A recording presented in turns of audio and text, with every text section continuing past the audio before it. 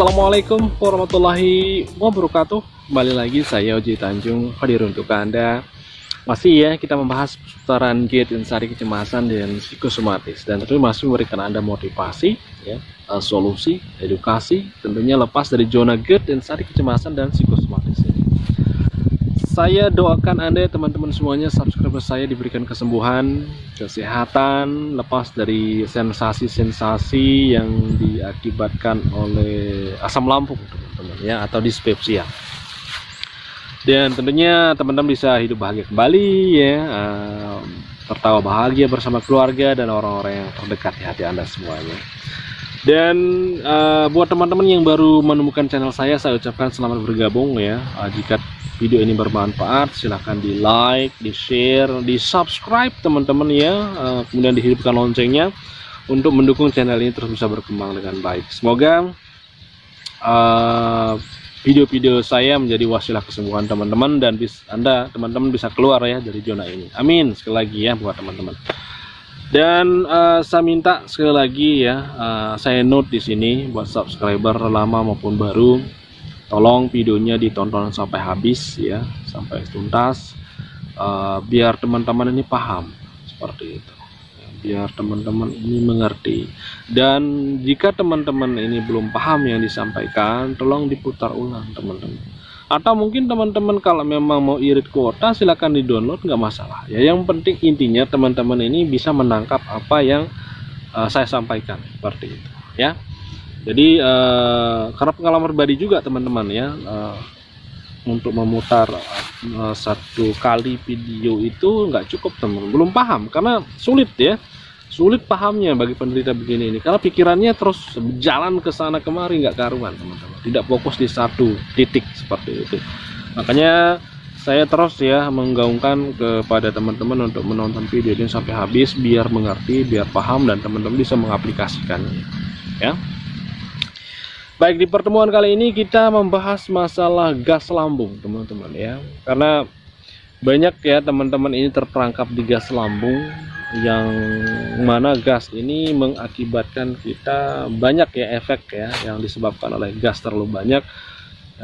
Yang pertama itu yaitu begah teman-teman ya, begah, kemudian pusing kelayangan seperti itu ya, terus merasa diri kenyang terus ya, nggak ada laparnya, padahal itu lapar ya.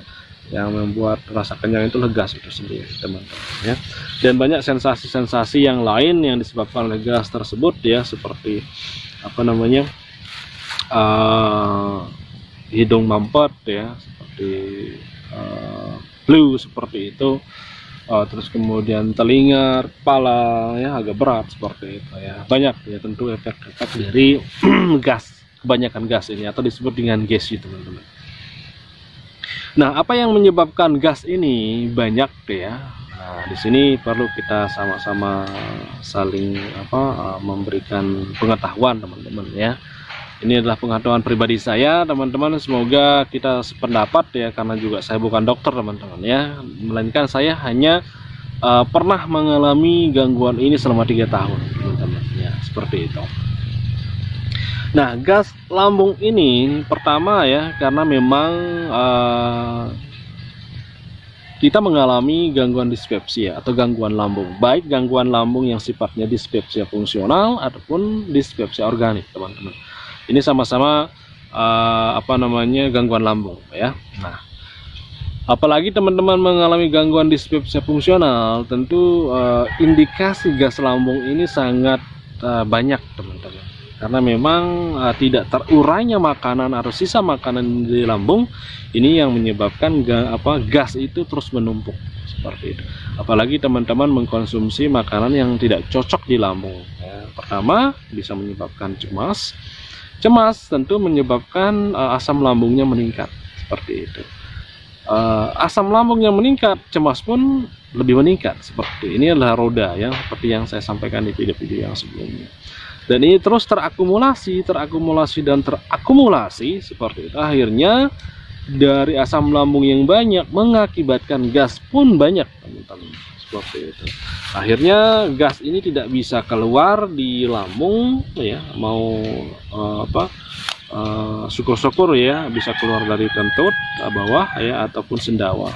Makanya teman-teman banyak ya ketika setelah makan ya mengalami sendawa ya atau konsumsi makanan terlalu banyak, itu menyebabkan sendawa seperti itu.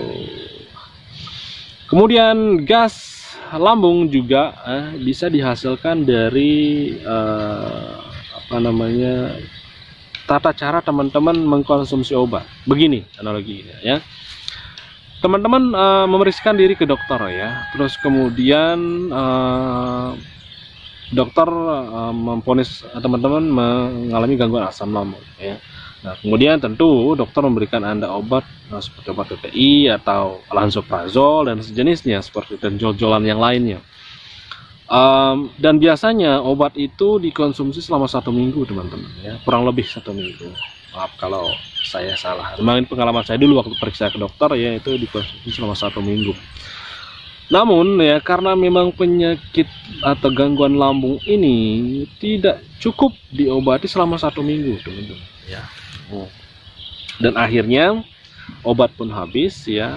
Namun teman-teman masih merasakan sensasi atau perasaan yang nggak enak di tubuh ya. Dan akhirnya teman-teman karena melihat merek, wah ini merek obat yang saya beli dulu dikasih sama dokter, akhirnya teman-teman ke apotek ya teman-teman untuk membeli obat ini. Nah seperti itu. Nah teman-teman membeli obat tersebut tanpa resep dokter teman-teman ya, akhirnya itu teman-teman konsumsi berminggu-minggu ya, berbulan-bulan seperti itu. Dan akhirnya ujung-ujungnya asam lambung yang memang level asam lambungnya sudah normal, jadi teman-teman menganggap level asam lambungnya masih tinggi. Akhirnya teman-teman konsumsi terus ya obat-obat tersebut, akhirnya asam lambungnya pun sedikit tersisa seperti itu. Dan karena asam lambungnya sedikit, kemudian makanan yang Anda makan ya di lambung itu tidak terurai habis oleh asam lambung. Artinya Anda memiliki sedikit asam lambung, dan asam lambung ini ya tidak mengurai habis sisa makanan ini, akhirnya sisa makanan ini busuk teman-teman. Busuk dan menyebabkan bau seperti itu, tentu ya menyebabkan gas seperti itu. Dan inilah penyebabnya gas tersebut ada di lambung seperti itu. Nah, dan yang ketiga, penyebab dari gas lambung ini adalah memang dari fungsi lambung yang memang tidak maksimal, atau di sini lebih kepada dispepsia fungsional ya.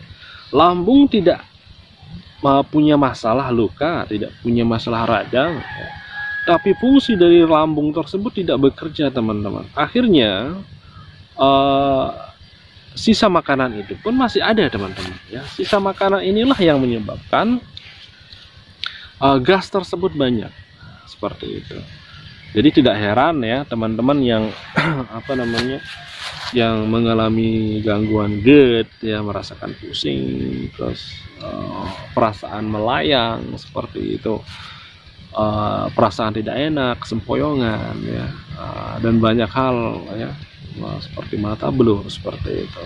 Jadi ngelihat sesuatu itu blur teman-teman. Ya, jadi itu ya penyebab gas ini banyak yang tertimbun di dalam lambung dan akhirnya menyebar ya ke bagian tubuh yang lain ya, terdorong seperti itu. Nah, jadi makanya kita sebagai penderita lambung itu tidak direkomendasikan untuk makan terlalu banyak teman-teman, terlalu kenyang, akhirnya nanti gas lambung ini semakin tidak bisa keluar ya. Nah sekarang solusinya adalah cara mengeluarkan gas ya. Yang pertama ya, syukur alhamdulillah ketika teman-teman bisa kentut atau sendawa ya. Ya artinya gas itu bisa keluar dari dua tempat tersebut teman-teman. Dan untuk membuat sendawa ini lebih plong ya, karena perasaan ini dada ya, nggak rasa plong ya, napas seperti itu ya. Jadi cobalah untuk memakai air hangat teman-teman ya, memakai air hangat, minum seteguk 2 teguk, dibawa santai, rileks, jalan ya. nanti tentu ya badan ditegakkan seperti itu ya, nanti akan keluar sendawa sendiri teman-teman, seperti itu. Sendawa keluar pelan-pelan ya. Minum air hangat ya, diistirahatkan, nanti diminum lagi, seperti jangan sampai minumnya terus menerus ya, justru itu akan mengeblokir gas tersebut, nggak bisa keluar nanti, seperti itu. Makanya saya rekomendasikan untuk teman-teman untuk mengkonsumsi air hangat ya secara seteguk dua teguk secara pelan-pelan ya. Terus kemudian solusi yang lain ya untuk mengeluarkan sendawa tersebut ya, teman-teman bisa jalan-jalan ya, keluar atau mencari tempat yang hangat yang panas, bisa berjemur ya, bisa berjemur pagi ataupun sore ya, biar berkeringat ya. Jadi nanti membantu akan keluar dari pori-pori seperti itu. Terus ya lakukan seperti itu ya. Yang tentunya bisa membantu untuk mengurangi gas lambung tersebut. Dan yang terakhir yang paling utama adalah teman-teman harus memperhatikan makanan ya, konsumsi makanan tersebut ya. Saya harap teman-teman ini harus mengkonsumsi makanan yang ramah lambung teman-teman, untuk membantu lambung Anda bisa bekerja maksimal seperti itu. Jadi jangan sampai teman-teman ini makanan sembarangan ya, artinya gasnya lambungnya bermasalah ya, sudah banyak gas, teman-teman mengkonsumsi makanan yang alot ya, akhirnya indikasi untuk busuk nanti itu lebih banyak teman-teman, akhirnya membuat gasnya lebih bertambah seperti itu. Jadi makanlah makanan yang ramah lambung, ada di video saya yang sebelumnya juga sudah saya berikan kepada Anda, atau mungkin teman-teman memiliki alternatif yang lain atau solusi yang lain untuk makanan-makanan yang cocok bagi lambung Anda. Poinnya adalah inti dari gangguan ini atau dari kecocokan makanan ini ya, setiap individu gangguan asam lambung, GERD atau gangguan lambung, kecocokan makanannya berbeda-beda setiap orang teman-teman. Jadi Anda harus tetap bisa mencoba makanan tersebut. Ketika tidak cocok ya ditinggalkan saja, jangan dimakan lagi ya, coba makanan yang lain. Jangan pernah takut untuk makan teman-teman ya, ini harus saya gaungkan ke teman-teman ya, karena saya tidak mau teman-teman ini berada di posisi eating disorder teman-teman, karena saya pernah mengalami tersebut ya. Setiap mau makan takut rasanya ya, takut makan, takut seperti itu, akhirnya BB turun drastis ya, makan hanya makanan rebusan saja, dan tentu ya membuat badan lemas, tidak bertenaga ya, pusing seperti itu ya. Jadi pikirannya sudah kacau seperti itu. Jadi silakan teman-teman untuk makan ya. Kalau seandainya teman-teman ini bermasalah dengan cabai seperti itu ya, cukup dikurangi aja, jangan banyak-banyak, yang penting ada rasa, yang penting teman-teman ini nafsu makannya bisa pulih kembali teman-teman ya. Jadi teman-teman bisa makan secara normal tapi dengan porsi yang tidak banyak ya, jangan sampai ya dengan porsi kenyang biasa seperti ini, jangan sampai terlalu kenyangan, nanti gas lambungnya nggak bisa keluar lagi seperti itu ya, ujung-ujungnya pusing seperti itu ya. Semoga video kali ini menjadi edukasi ya untuk Anda, untuk kita semuanya teman-teman ya, bagaimana caranya kita keluar dari zona gesi ya yang disebabkan oleh GERD, anxiety, kecemasan, dan psikosomatis ini. Dan percayalah ya, ketika ada sensasi baru yang dirasakan di tubuh, percayalah bahwa itu adalah dari gangguan dislipsia tersebut. Jangan mengira-ngira penyakit apa ini, penyakit apa itu, justru Anda akan membuat diri Anda cemas sendiri. Cemas tentunya akan membuat asam lambung terus meningkat ya. Asam lambung meningkat tentu akan membuat sisa itu, gas itu meningkat juga seperti itu teman-teman ya.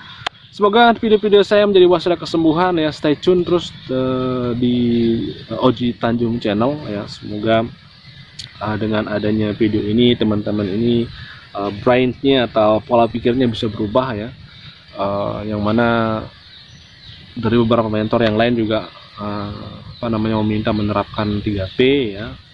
Saya juga seperti itu teman-teman. Cuman kendala di sini adalah menerapkan 3P itu tidak mudah teman-teman ya. Yang paling sulit itu adalah di pola pikir teman. Kalau pola makan, pola hidup masih bisa.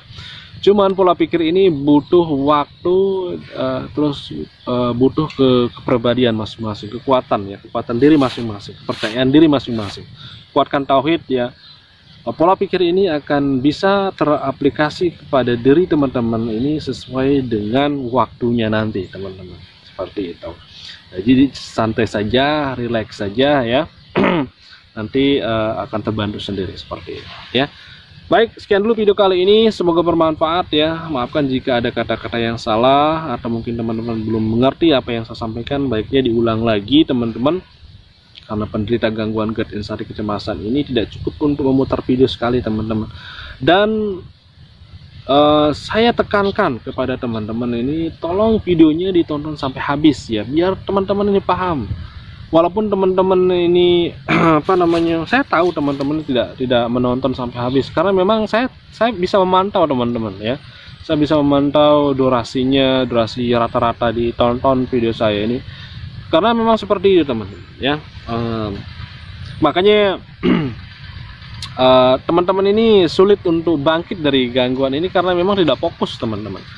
Usahakan videonya ditonton sampai habis biar teman-teman ini paham ya, paham bagaimana saya atau mentor-mentor yang lain ya bisa keluar dari zona ini.